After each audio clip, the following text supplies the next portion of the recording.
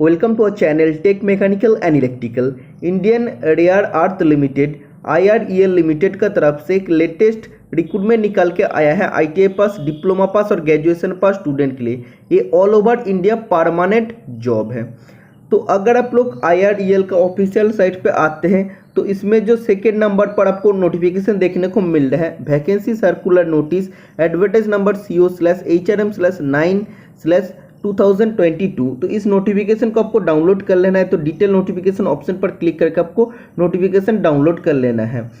तो detail notification आप देख सकते हैं डाउनलोड हो गया है।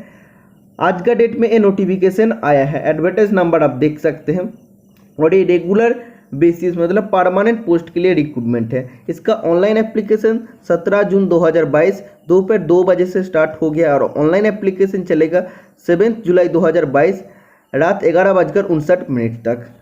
इसका बाद डिटेल्स ऑफ पोस्ट अगर आप लोग देखते हैं तो नॉन यूनिनाइज सुपरवाइजरी कैटेगरी में कौन सा पोस्ट आता है तो आप देख सकते हैं post code, name of the post, reservation और स्टाइपेंड कितना मिलेगा ट्रेनिंग पीरियड में। इसके बाद स्केल ऑफ पे grade after successful completion of training complete होने के बाद आप लोग को बेसिक पे कितना रहेगा और मैक्सिमम एज फॉर्म फिलअप करने के लिए अनरिजर्व कैटेगरी स्टूडेंट के लिए क्या होगा, इसका बारे में आपको जानकारी दिया है। सबसे पहले पोस्ट कोड आपको ध्यान रखना है PC1 ग्रेजुएट ट्रेनिंग फाइनेंस के लिए 7 पोस्ट है, कैटेगरीज आप लोग देख सकते हैं। और इसके बाद ग्रेजुएट ट्रेनिंग HR के लिए 5 पोस्ट है, कैटेगरी आप लोग वैकेंसी को देख सकते हैं। इसके बाद डिप्लोमा ट्रेनिंग टेक्निकल के लिए जैसे mining, chemical, mechanical, electrical, civil, electronics and instrumentation के लिए 19 पोस्ट है। कैटेगरी वाइज आप लोग अगर देखेंगे अनरिजर्व में 8, SC में 2, ST में 2, OBC में 5 और EWS में 2 सीट है। और ट्रेनिंग पीरियड में आप लोग को 33,750 रुपीज़ मतलब 33,750 रुपये का साथ HRA मिलेगा, मतलब कंपनी का एकोमोडेशन आप लोग को मिल जाएगा। और ट्रेनिंग कंप्लीट होने के बाद आप लोग को बेसिक बनेगा 25,000 और इसका जो पे स्केल रहेगा 25,500 से 68,000, ठीक है। और एज लिमिट आपको दिया गया अनरिजर्व कैटेगरी स्टूडेंट के इन सभी पोस्ट के लिए 26 साल दिया गया है। इसका बाद आता है नेक्स्ट जो पोस्ट है जूनियर सुपरवाइजर राज्य भाषा और पर्सनल सेक्रेटरी। आप देख सकते हैं सबसे पहले में 3 और पर्सनल सेक्रेटरी में 2 पोस्ट है और इसके लिए पे बैंड 25,000 से 68,000 है। इस 1 ग्रेड में आप लोग को सैलरी मिलेगा और मैक्सिमम एज इसका 30 ईयर्स है इन दोनों पोस्ट के लिए, ओके। इसका बाद नॉन एग्जीक्यूटिव वर्कमैन कैटेगरी में जो पोस्ट आता है जो ITI स्टूडेंट के लिए ट्रेड्समैन ट्रेनिंग ITI स्टूडेंट के लिए बहुत ही अच्छा मौका है। आप देख सकते हैं बहुत सारा इसमें पोस्ट है। जैसे अगर आप लोग देखते हैं तो PC6 में है, PC7 में है, PC8 में है। उन सभी कैंडिडेट के लिए कि फिटर PC6 के लिए fitter, electrician, attendant, operator, chemical plant and instrumentation student apply कर सकते हैं। 28 इसमें पोस्ट है। अनरिजर्व में 13, OBC में 3, SC में 4, ST में 6 और EWS में 2 पोस्ट है। इसके बाद नेक्स्ट पोस्ट कोड PC7 में फिटर और इलेक्ट्रिशियन स्टूडेंट अप्लाई कर सकते हैं, 14 पोस्ट है। अनरिजर्व में 9, EWS में 1, SC में 1 और OBC में 3 सीट है। इसके बाद PC8 में भी 14 पोस्ट है जिसमें 8, अनरिजर्व में, OBC में 3, SC में 2 और EWS में 1 सीट है। और ट्रेनिंग पीरियड में इसका स्टाइपेंड मिलेगा 21,000 और अब देख सकते हैं मैक्सिमम एज लिमिट आपको दिया गया 35 ईयर्स तक। तो 35 ईयर्स तक अनरिजर्व कैटेगरी स्टूडेंट अप्लाई कर सकते हैं। और जब आप लोग का ट्रेनिंग कंप्लीट हो जाएगा आप लोग का बेसिक बनेगा 22,000 और पेमेंट रहेगा 22,000 से 88,000 रुपीज़। W3 वर्कमैन ग्रेड 3 में आप लोग को सैलरी मिलेगा। तो फिटर, इलेक्ट्रिशियन, इंस्ट्रूमेंटेशन और attendant, operator, chemical plant student के लिए इसमें बहुत ही अच्छा मौका है। तो अभी देख लेते हैं इसका एलिजिबिलिटी क्राइटेरिया क्या है। तो qualification experience for non unionised supervisory category, post code PC1 से PC3, ग्रेजुएट ट्रेनिंग और डिप्लोमा ट्रेनिंग के लिए आप लोग का क्या क्वालिफिकेशन मांगा है आप देख सकते हैं। ग्रेजुएट ट्रेनिंग फाइनेंस के लिए CA चार्टर्ड अकाउंट इंटरमीडिएट होना चाहिए, अदरवाइज CA में इंटरमीडिएट होना चाहिए, otherwise graduate in commerce from a recognise university with minimum 50% marks in aggregate for SC candidate. SC candidate के लिए 50% मार्क्स और अदर कैटेगरी के लिए 60% मार्क्स इसमें होना जरूरी है, ठीक है। ग्रेजुएट ट्रेनिंग HR के लिए आप लोग का ग्रेजुएट इन एनी डिसिप्लिन होना चाहिए और 50% मार्क्स SC कैटेगरी और अदर कैटेगरी के लिए 60% मार्क्स एग्रीगेट में होना चाहिए इस फॉर्म को फिलअप करने के लिए। डिप्लोमा ट्रेनिंग टेक्निकल के लिए 3 साल का डिप्लोमा होना चाहिए, mining, chemical, mechanical, electrical, civil, electronics and instrumentation engineering से। और इसमें भी आपको बताया जा रहा है AICTE अप्रूव आपको सर्टिफिकेट होना चाहिए, डिप्लोमा सर्टिफिकेट। और SC ST कैंडिडेट के लिए 50% मार्क्स और अदर कैटेगरी के स्टूडेंट के लिए 60% मार्क्स एग्रीगेट डिप्लोमा में रहना चाहिए। इसका बाद आता है junior post code PC4 junior supervisor Rajbhasha के लिए। तो master degree from a recognise university in Hindi with English as a compulsory और इलेक्टिव सब्जेक्ट और as medium of examination at the degree level. Otherwise आप लोगों का मास्टर डिग्री होना चाहिए Hindi with English as a compulsory और इलेक्टिव सब्जेक्ट। इसके बाद एक्सपीरियंस 1 साल का आपको पोस्ट क्वालिफिकेशन मांगा है। इसके बाद पर्सनल सेक्रेटरी के लिए आप देख सकते हैं ग्रेजुएट इसमें मांगा है और एक्सपीरियंस भी आपको 1 साल का होना चाहिए। इसका बाद वर्कमैन कैटेगरी या ट्रेड्समैन ITI स्टूडेंट के लिए आप देख सकते हैं post code PC6 PC7 PC8 के लिए आप लोग को क्या क्वालिफिकेशन होना चाहिए। ट्रेड्समैन ट्रेनिंग फिटर, इलेक्ट्रीशियन और इंस्ट्रूमेंटेशन के लिए आप लोग का 10th पास होना पड़ेगा, 10th प्लस ITI। अदरवाइज आपको NSC मतलब अप्रेंटिसशिप रहना है। तो 10th प्लस ITI जिसका पास है, अदरवाइज 10th प्लस अप्रेंटिसशिप जिसका पास है, उसका साथ 2 साल का एक्सपीरियंस आप लोग का कंपलसरी है रेलिवेंट फील्ड से। ठीक है, मतलब फिटर से तो फिटर का रेलिवेंट फील्ड से आप लोग का 2 साल का एक्सपीरियंस भी होना पड़ेगा। तो जिसका पास 10th प्लस ITI प्लस 2 साल का एक्सपीरियंस है वो भी अप्लाई कर सकते हैं। अगर वो नहीं है तो जिसका पास 10th प्लस अप्रेंटिसशिप प्लस 2 साल का एक्सपीरियंस है वो भी इस फॉर्म को फिलअप कर सकते हैं। और इलेक्ट्रीशियन ट्रेड के लिए आप लोग को वैलिड स्टैट्यूटरी लाइसेंस इन एसेंशियल मतलब वैलिड आप लोग का इलेक्ट्रीशियन सर्टिफिकेट आप लोग का होना चाहिए।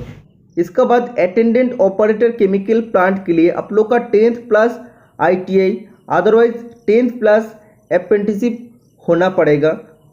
इन दोनों क्वालिफिकेशन में से अगर आप लोग का क्वालिफिकेशन है तो आप लोग इस फॉर्म को फिलअप कर सकते हैं। अदरवाइज 10th प्लस आप लोग का हायर सेकेंडरी होना पड़ेगा साइंस से, मतलब साइंस स्ट्रीम से आप लोग का इंटरमीडिएट पास होना पड़ेगा और जिसमें केमिस्ट्री एक मेन सब्जेक्ट होना है और जिसमें से 50% एग्रीगेट मार्क्स होना चाहिए हायर सेकेंडरी में और 2 साल का एक्सपीरियंस भी आप लोग का होना चाहिए। और एक्सपीरियंस में अगर आप लोग का अप्रेंटिसशिप है तो अप्रेंटिसशिप ट्रेनिंग को भी एक्सपीरियंस के हिसाब से इसमें माना जाएगा अटेंडेंट ऑपरेटर केमिकल प्लांट में। ठीक है, समझ में आ गया है।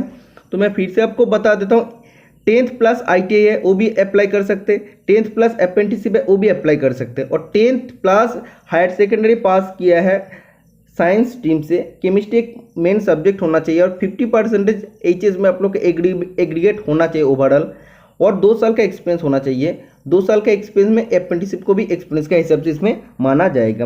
ओके, तो इसका बाद एज रिलैक्सेशन आप देख सकते हैं SC ST स्टूडेंट को 5 साल का, OBC स्टूडेंट को 3 साल का, PWD जनरल के लिए 10 साल, PWD OBC NCL के लिए 13 साल, PWD SC ST स्टूडेंट के लिए 5 साल का और डोमिसाइल ऑफ जम्मू कश्मीर के लिए 5 साल का पूरी रिलैक्सेशन इसमें से मिल जाएगा। इसका बाद अगर आप लोग नीचे आते हैं तो मैक्सिमम एज लिमिट आप देख सकते हैं इसमें कितना कितना दिया गया सब आपको बताया गया है।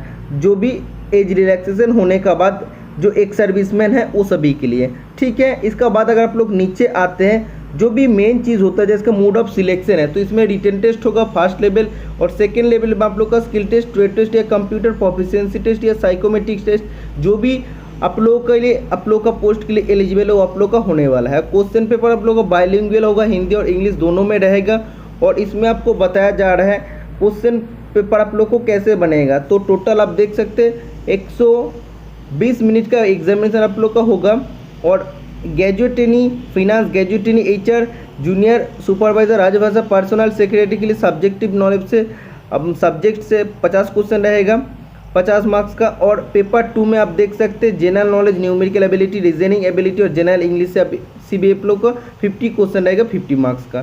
टोटल 100 मार्क्स का एग्जामिनेशन होगा, 2 घंटा टाइम रहेगा। इसके बाद डिप्लोमा टेक्निकल के लिए mining, chemical, mechanical, electrical, civil, electronics and instrumentation के लिए पेपर 1 और पेपर 2 में क्या क्या रहेगा। पेपर 1 में 100 मार्क्स रहेगा जिसमें आप देख सकते हैं सेक्शन A में आप लोग का जनरल इंजीनियरिंग से क्वेश्चन रहेगा। ओके, इसके बाद आपको स्पेसिफिक डिसिप्लिन से क्वेश्चन रहेगा। सबसे पहले subject knowledge would be consist of questions for testing basic knowledge of general engineering से रहेगा। उसका बाद आप लोग का क्या रहेगा इसमें आप लोग का स्पेसिफिक ट्रेड से या स्पेसिफिक डिसिप्लिन से रहेगा। और 50 मार्क्स पेपर 2 में क्या रहेगा, general knowledge, numerical ability, reasoning ability और जनरल इंग्लिश से क्वेश्चन रहेगा। इसके बाद आपको बताया जा रहा है पेपर बेस्ड टेस्ट। आप लोगों का जो भी हो रहा था ये सब OMR, आप लोगों का बाकी पोस्ट का सब CBT होता है, और जो ITI स्टूडेंट के लिए होता है वो OMR सीट में एग्जामिनेशन होता है। 100 मार्क्स का क्वेश्चन रहता है, 120 मिनट का टाइम रहता है, इसमें कोई भी नेगेटिव मार्किंग नहीं होता है।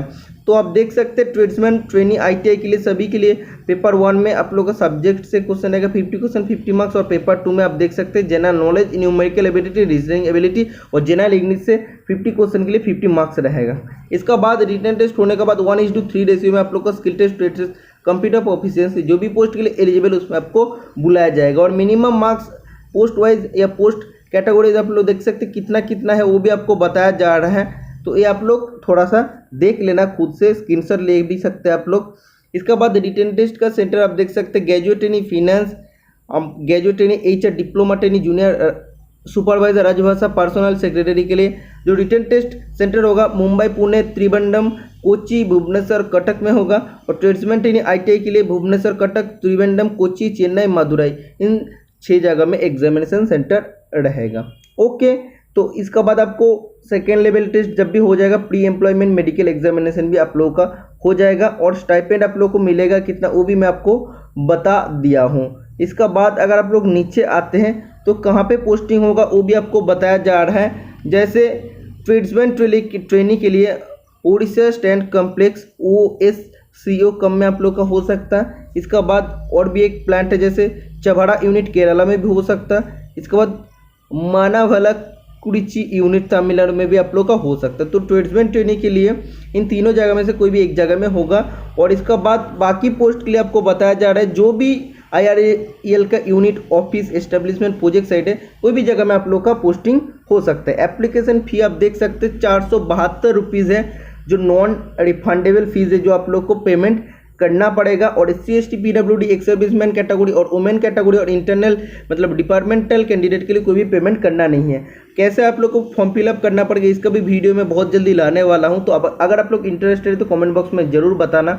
और इसमें ऑनलाइन एप्लीकेशन करना पड़ेगा, ऑफलाइन आप लोगों को कोई भी फॉर्म भेजना नहीं पड़ेगा। ठीक है, तो जनरल कंडीशन भी आप देख सकते हैं, जनरल कंडीशन जो भी इंपॉर्टेंट है सब मैं आप लोग को पहले बता चुका हूँ। तो अगर आप लोग चाहते हैं एक से ज़्यादा पोस्ट में अप्लाई करने का तो तभी आप लोग अप्लाई कर सकते हैं। ठीक है, तो ये था आप सभी के लिए मोस्ट इंपॉर्टेंट वीडियो पसंद है तो चैनल को सब्सक्राइब कर लेना, चैनल को ऐसे आगे बढ़ाते रहना। आज के लिए इतना ही, मिलते हैं नेक्स्ट वीडियो में। Tata bye bye.